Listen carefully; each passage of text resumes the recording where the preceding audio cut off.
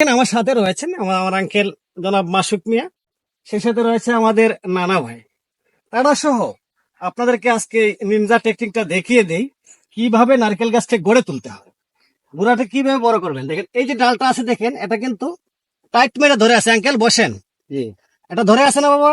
ধরে ধরে আছে। দেখেন একটু এই যে নেটের জালটা, এটাকে যদি বছরে একবার এইভাবে কেটে যদি এই যে এইভাবে টেনে টেনে দেন, গাছটা কিন্তু এখানে জায়গা পায়। আচ্ছা আর এর আগে কিন্তু এটা ধরে থাকে, এখন জায়গা পায়। এখন দেখেন এটাকেও একটু করা যাবে, বেশি করা যাবে না, উপরে দেওয়া যাবে না, গুড়ার গোলা।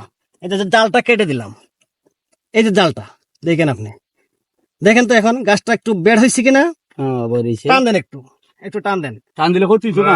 না, এই যে দুইটা ডালে গাছটাকে চাপ মেরে ধরে আছে হ্যাঁ জাল গোলায়, গুড়া বড় হবে না। এখন আমি যদি আগামী বছর দেখেন এইটার জালটা কেটে দেই, তাহলে এই জায়গাটা আরো বড় হবে, এই জায়গাটা আরো বড় হবে। এবার আমরা এই দুইটা দিলাম, আগামী বছর আমরা এটা দিব, এরপরে বছর এটা দিব।